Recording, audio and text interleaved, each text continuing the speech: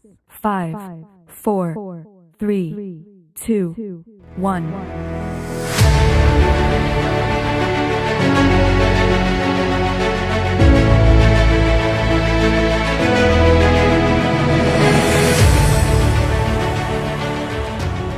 Bismillahirrahmanirrahim. Assalamualaikum warahmatullahi wabarakatuh. Salam sehat, salam semangat, salam sejahtera, salam Om Swastiastu, Namo Buddhaya, salam kebajikan, rahayu, dan semangat pagi. Di kesempatan yang membahagiakan ini, bertepatan dengan Hari Guru Nasional dan Hari Ulang Tahun PGRI yang ke-77, tahun 2022, kami podcast pendidikan melalui Kendal Pintar Berbagi kedatangan tamu yang luar biasa, Bapak Ibu sekalian. Ini adalah tamu-tamu hebat kita, 3 orang Bapak Ibu yang merupakan kepala sekolah berprestasi yang kemarin telah kita laksanakan kegiatannya dalam lomba guru berprestasi dan kepala sekolah berprestasi tahun 2022. Dan perlu kita ketahui bersama, kepala sekolah berprestasi ataupun guru berprestasi yang kami lakukan di tahun ini bukan hanya untuk memotret Bapak Ibu guru dan kepala sekolah yang saat ini sedang melakukan sesuatu, berkarya, berinovasi. Ini merupakan penilaian yang Bapak Ibu guru ini sudah berjalan sekian waktu, Bapak Ibu sekalian. Pasti sahabat pendidikan di Kabupaten Kendal sudah nggak sabar siapa saja sih tamu-tamu kita yang hebat dan luar biasa di kesempatan hari ini. Saya perkenalkan tamu kita yang pertama adalah Ibu Nursih, Sarjana Pendidikan. Assalamualaikum Ibu. Beliau adalah Kepala TK Aba 3 Purworejo Ringinarum. Kemudian tamu kita yang kedua adalah Ibu Wahyuni, Sarjana Pendidikan. Assalamualaikum Ibu. Waalaikumsalam warahmatullahi wabarakatuh. Beliau adalah Kepala SD Negeri 2 Sambung Sari Weleri. Dan tamu hebat kita yang ketiga adalah Bapak Dr. Andes Sutrisno MPD. Assalamualaikum Pak Sutrisno. Waalaikumsalam warahmatullahi wabarakatuh. Beliau adalah Kepala SMP Negeri 4 Jepiring. Sehat semua ya Bapak Ibu sekalian? Alhamdulillah. Alhamdulillah, dan tentu saja senantiasa semangat ya Bapak Ibu sekalian. Bapak Ibu sekalian, apa yang sudah diraih Bapak Ibu sekalian di pemilihan kepala sekolah berprestasi tahun 2022 ini bukan hanya apa yang Bapak Ibu lakukan di tahun ini saja, namun sudah berproses di sekian waktu.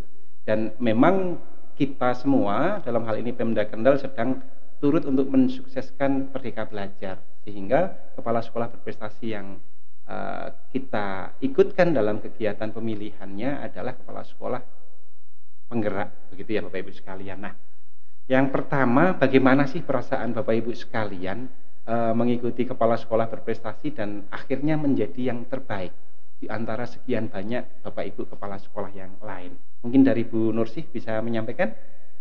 Bapak, terima kasih waktunya. Mungkin tidak terpikirkan oleh kami untuk bisa sampai ke sini di hari ini mungkin karena mungkin teman-teman yang lain ada yang lebih hebat di kecamatan masing-masing dan mereka mungkin sudah banyak berpengalaman daripada saya. Namun mungkin dari beberapa penilaian sehingga saya menjadi yang terbaik itu juga mungkin kehendak Allah dan mungkin dari hasil kerja keras atau mungkin dari beberapa pengalaman yang pernah saya lakukan. Oke. Kira-kira pengalaman apa Bu yang menurut Ibu luar biasa begitu? Mungkin bisa dibagi sedikit ke pemirsa yang ada.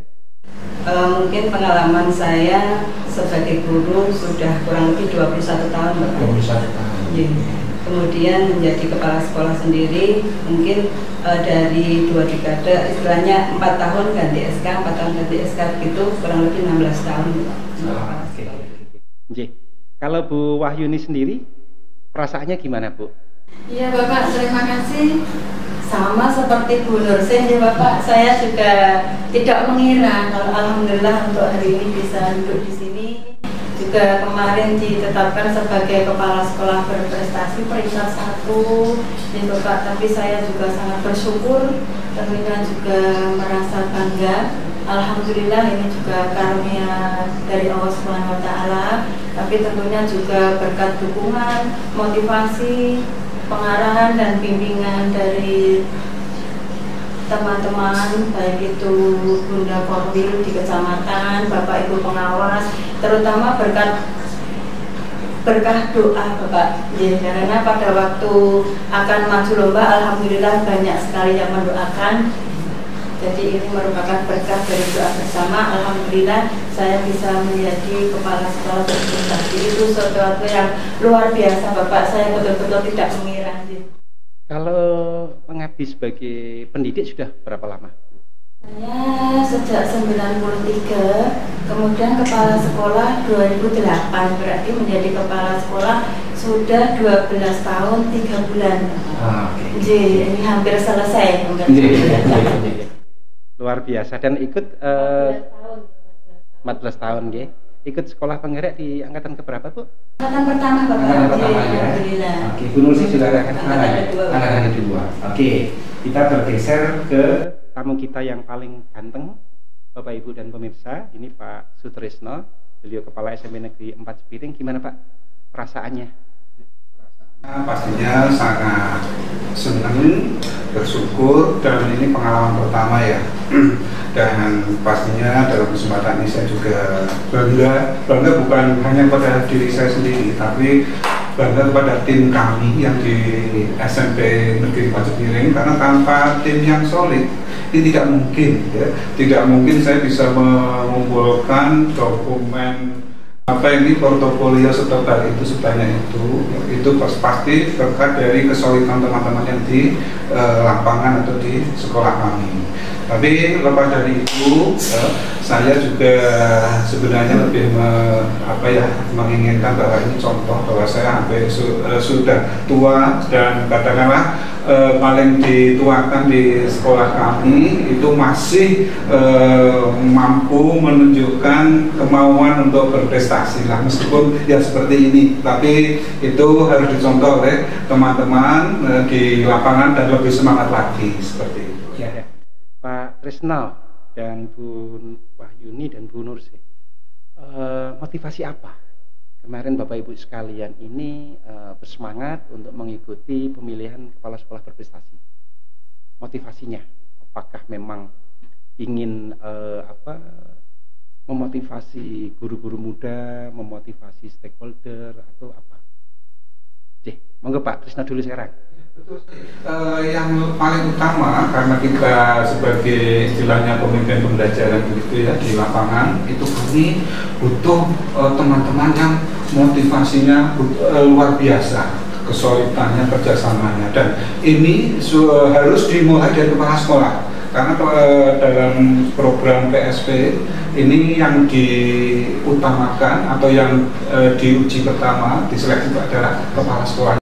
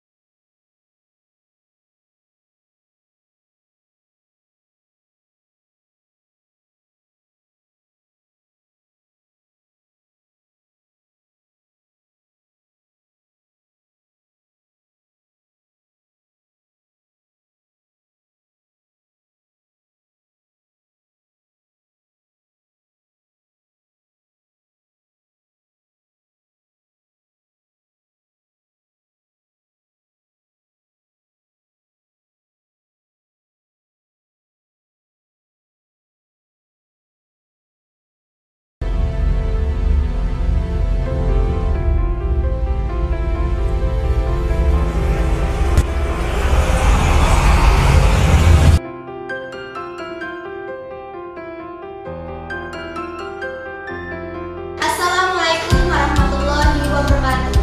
Saya Nurul Nabisha dari SD Negeri 4 Tegalrejo Megadon mengucapkan selamat Hari Guru untuk Bapak dan Ibu guru di seluruh Indonesia, serta berinovasi wujudkan merdeka belajar. Hidup guru, hidup PGRI. Wassalamualaikum warahmatullahi wabarakatuh. Assalamualaikum warahmatullahi wabarakatuh. Kami siswa kelas 5 dari SD Negeri 4 Tegalrejo Megadon mengucapkan selamat Hari Guru untuk Bapak dan Ibu guru di seluruh Indonesia, serta berinovasi wujudkan merdeka belajar.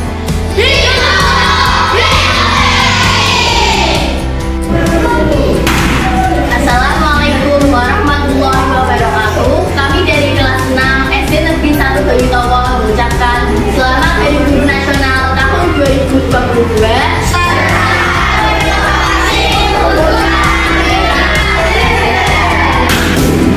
Selamat Hari Guru Nasional tahun 2022.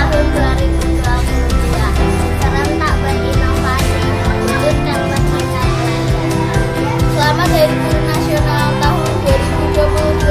Serentak berinovasi wujudkan merdeka belajar. Selamat Hari Guru Nasional tahun 2022. Serentak berinovasi wujudkan merdeka belajar.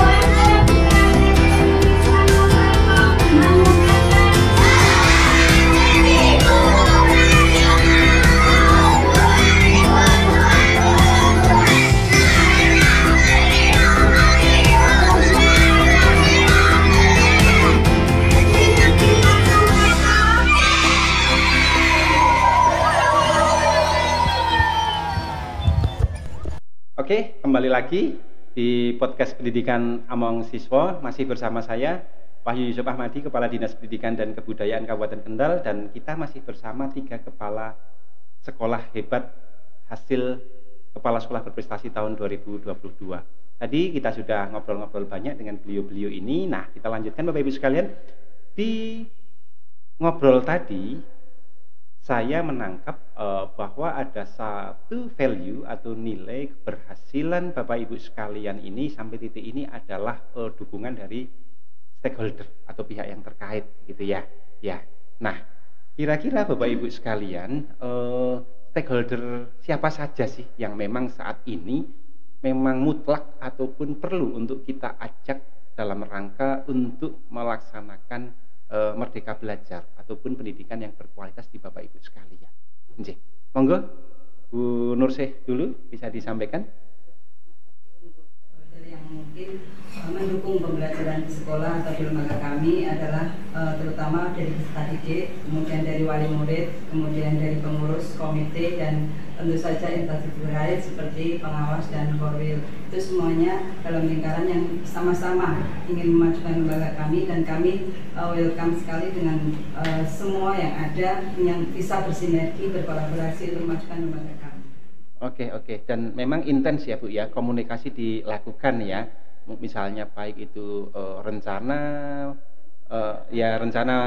kebijakan Bapak Ibu kepala sekolah ini sendiri, pelaksanaan, dan juga berkala disampaikan dan ada evaluasi, begitu ya. Oke. Kalau dari Bu Wahyuni sendiri? Ya, terima kasih Bapak untuk stakeholder. Saya rasa yang pertama Bapak Ibu guru.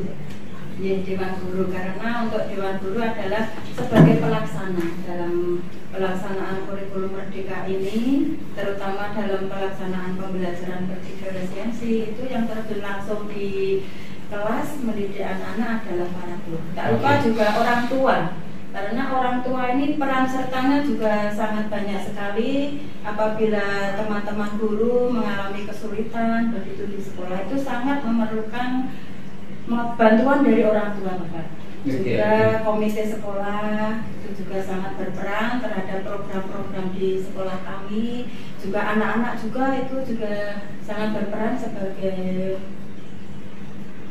Bapak, pembelajaran ya, sebagai pelaksana pembelajaran untuk anak-anak itu.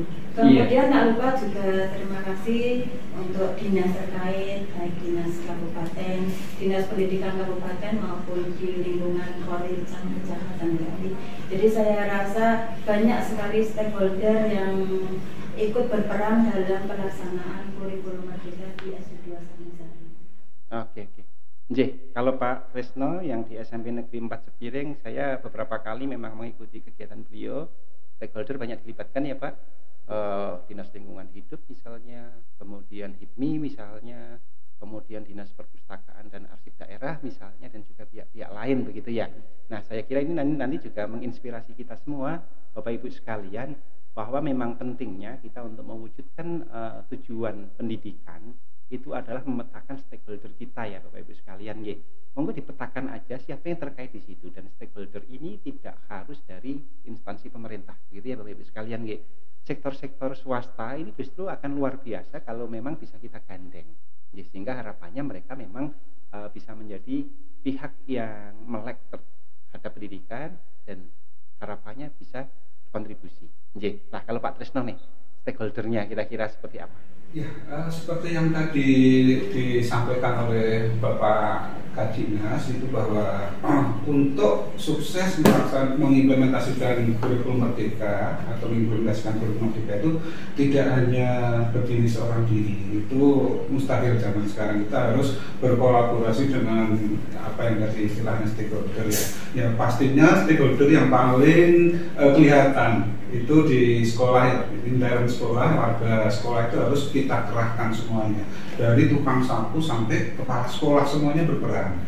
Nah, di samping itu stakeholder yang dari luar ya atau eksternal ini juga sangat menentukan, termasuk orang tua ya. Orang tua ini sangat-sangat penting Bapak Ibu untuk kesuksesan implementasi kurikulum merdeka. Jangan sampai ada salah kok anak diajak ke industri di pembelajaran kok jadi banyak yang di luar kelas dan sebagainya. Ini merupakan sebuah ke situasi terkini untuk implementasi ini, bahwa kita sebisa mungkin menciptakan pembelajaran yang menyenangkan. Anak kalau di kelas dulu itu jenuh dan kurang, sehingga harus berinteraksi dengan lingkungan, ke pantai, mengenalkan anak tentang abrasi dan sebagainya.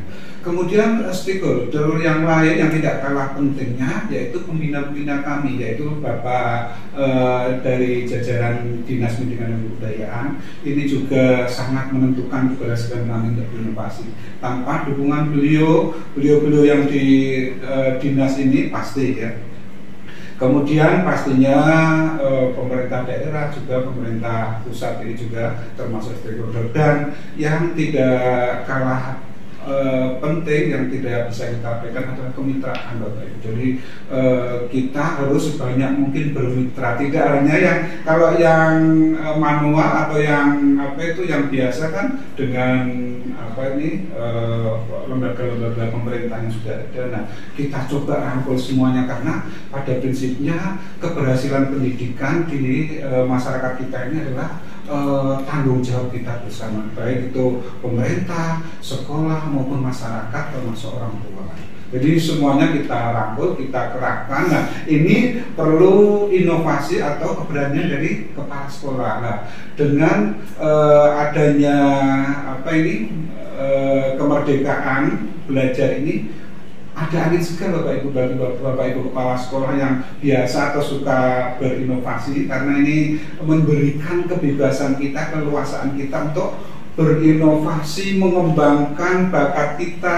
Kita tidak terpancang dengan aturan-aturan yang reguler, kita bisa browsing dan sebagainya. Seperti itu. Nggih, matur nuwun Pak Tresno. Oke Bapak Ibu sekalian,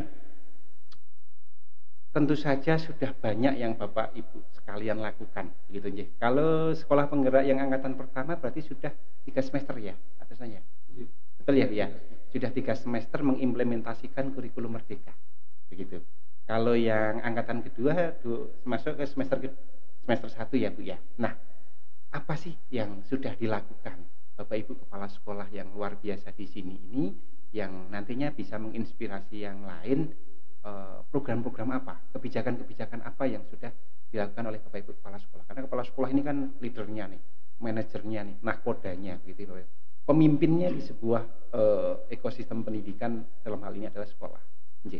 Mungkin dari Pak Tresno dulu, apa yang sudah dilakukan, atau ada mimpi apa sih, dan atau ada mimpi apa dari Pak Tresno yang akan dilakukan? Ya, selama ini pengalaman paling menarik atau yang paling menonjol yang kami anggarkan adalah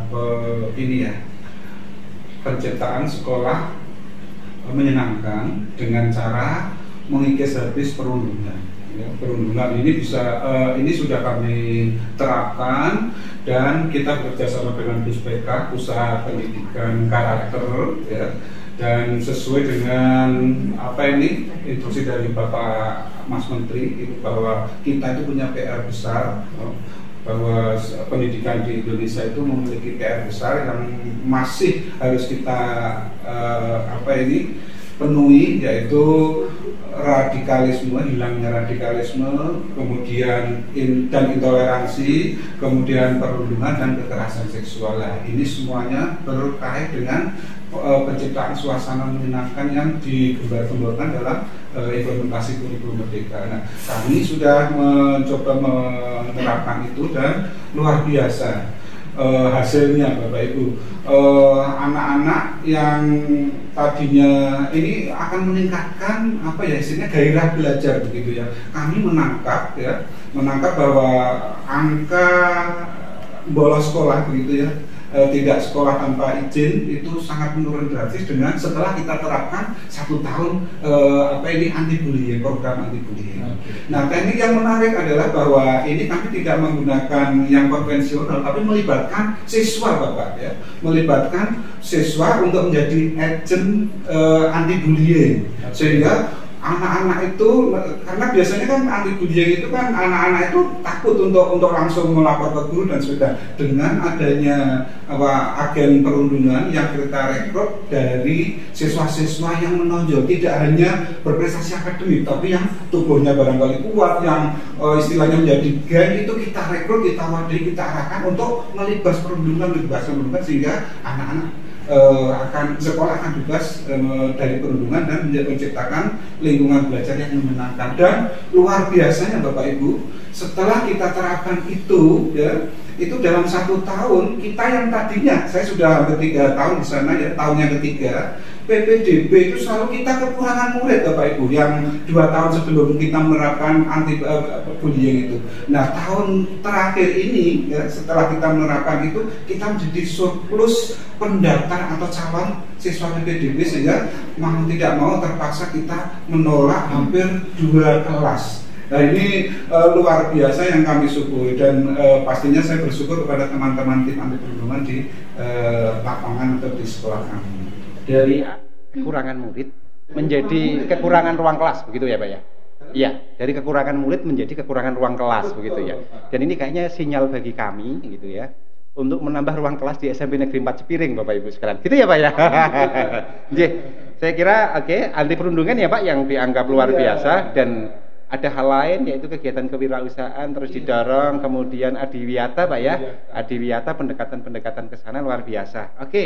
Kita beralih ke Bu Wahyuni nih, di jenjang SD begitu. Kegiatan apa yang Ibu anggap luar biasa yang sudah dilakukan, dan juga mungkin mimpi atau harapan begitu di sekolah Ibu seperti apa?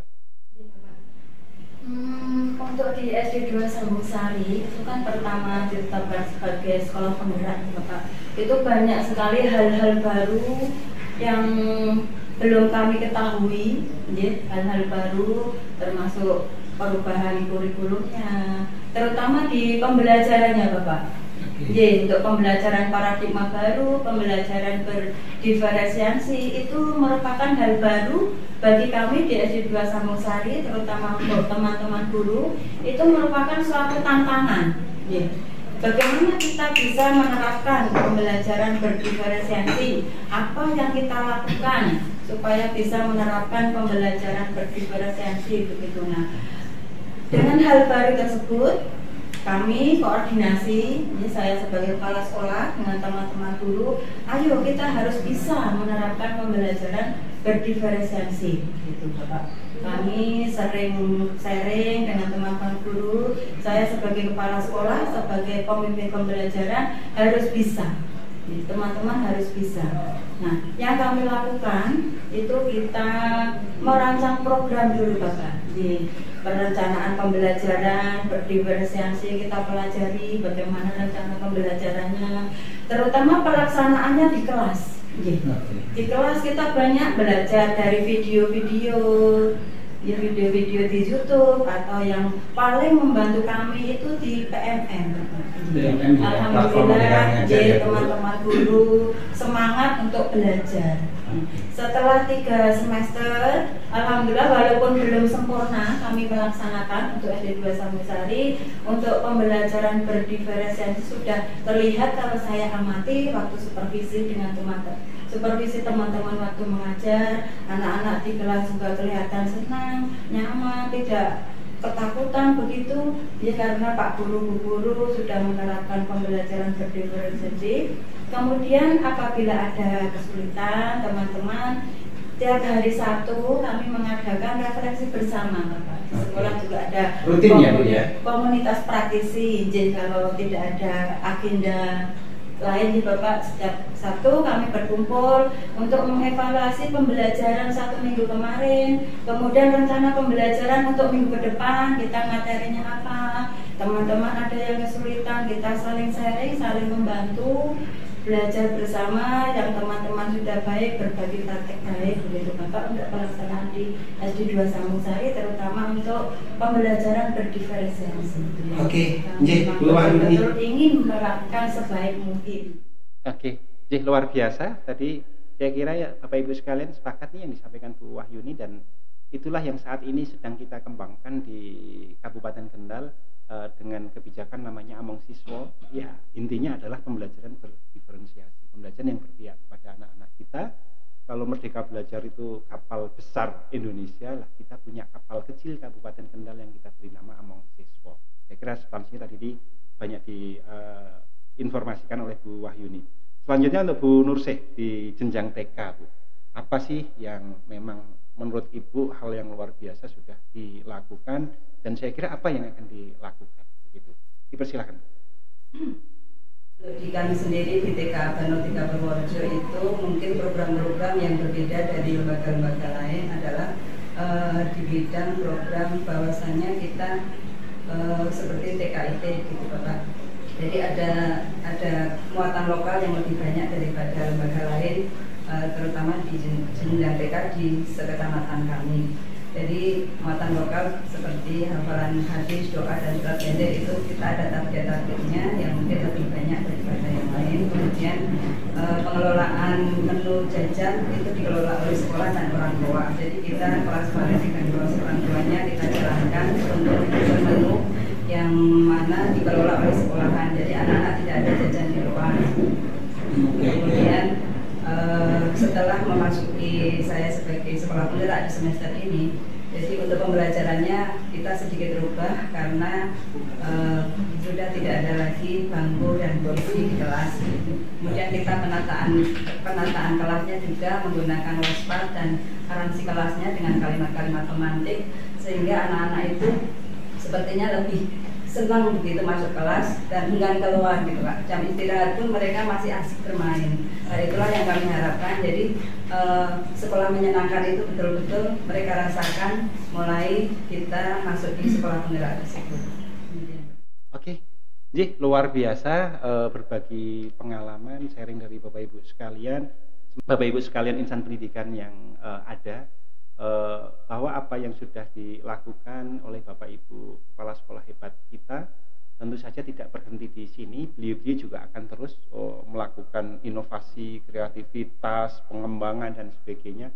Pun demikian bagi Bapak Ibu sekalian, bahwa kita tidak harus sama, bisa kita adopsi, bisa juga kita adaptasi sesuai dengan kondisi dari masing-masing sekolah, begitu ya.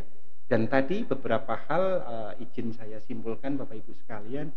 Saat ini sudah saatnya sekolah kita, ruang kelas kita menjadi tempat yang menyenangkan dan membahagiakan bagi anak-anak kita. Yang pertama. Yang kedua, bahwa ruang kelas bagi anak-anak kita bukan hanya di ruang kelas secara fisik, begitu nggih.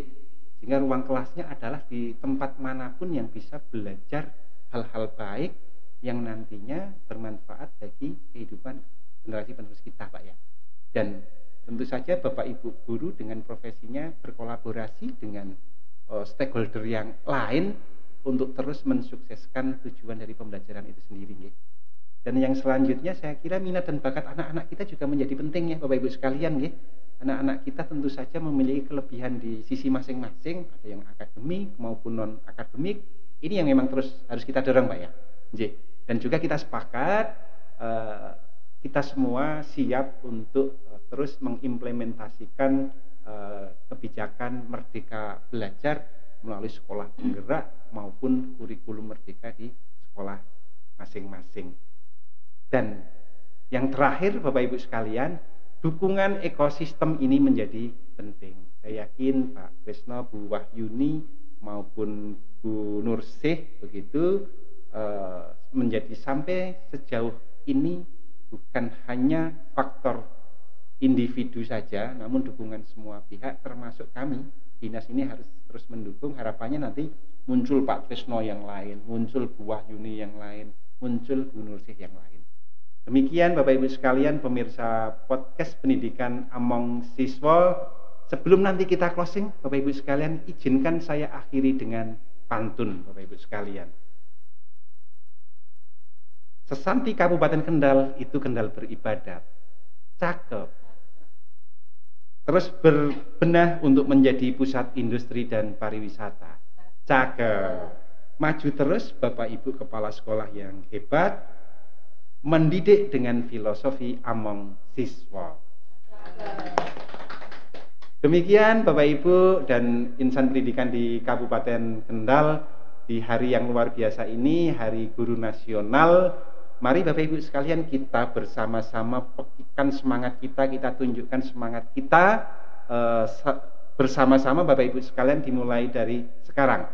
Serentak berinovasi, wujudkan Merdeka Belajar.